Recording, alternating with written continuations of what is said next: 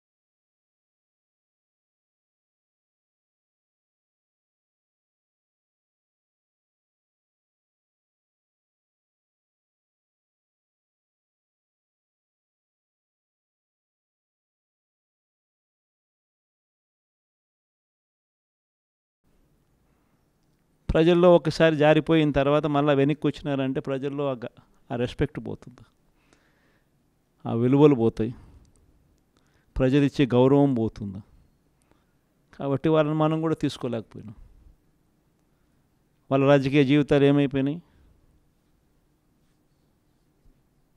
అందరూ సున్నాలు అయిపోయి ఇంట్లో కూర్చొని ఉండరు. ప్రతి ఒక్కరూ కూడా ఈ విషయాలన్నీ గుర్తుపెట్టుకోండి.